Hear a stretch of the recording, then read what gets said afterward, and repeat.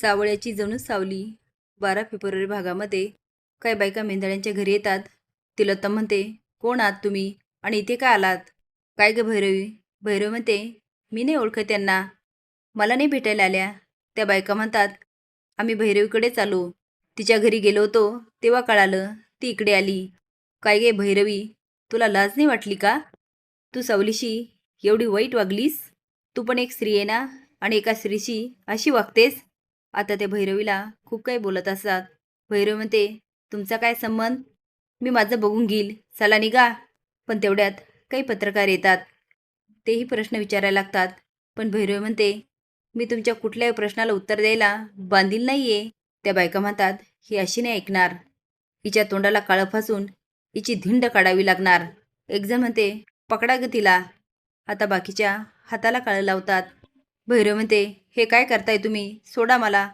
तिलोत्तमा, सांग ना यांना. सारंग म्हणतो, अहो तुम्ही हे काय करताय? त्या बायका म्हणतात, सारंग सर, तुम्ही मध्ये बोलू नका. सावली म्हणते, अहो असं नका करू. भैरव म्हणते, तिलोत्तमा, सारंग सांगा ना काहीतरी. पण काही केल्या त्या बायका काय कोणाचं ऐकत नाही. ते आता भैरवीच्या तोंडाला काळं फासत असतात आणि बाकीचे फोटो आणि व्हिडिओ काढत असतात. त्या बायका नारे देतात, भैरवी मुर्दाबाद. भैरवी म्हणत असते, तुम्ही हे काय करताय? प्लीज तिलोत्तमा, सारंग, सावली यांना काहीतरी सांग. पण त्या बायका काय ऐकत नाही आणि भैरवीचं तोंड काळं करतात. भैरवी तोंडाचं काळ बघते, तिच्या डोळ्यात पाणी येतं, ती निघून जाते. तिलोत्तमा सोहमला बोलत असते, मी त्या भैरवीचं इथे काही सहन करू शकत नाही.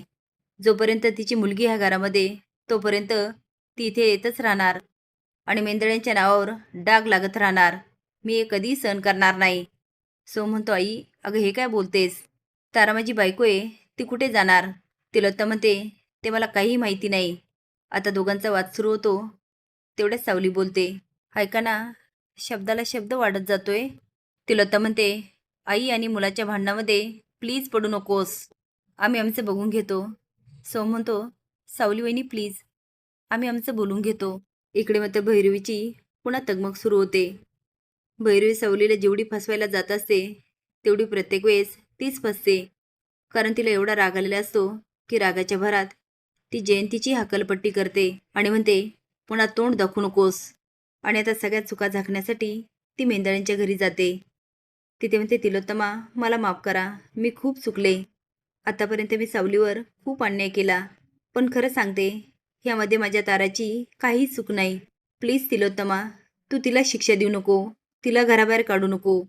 इकडे मात्र जगन्नाथ आणि अलका खूप खुश असतात. जगन्नाथ म्हणतो, शेवटी त्या भैरवीचं सत्य सगळ्यांसमोर आलंच तर, आणि आपल्या मुलीला न्याय मिळाला. तेव्हा अलका म्हणते, त्यावेळेस जर आपल्या मुलीला न्याय मिळाला असता तर.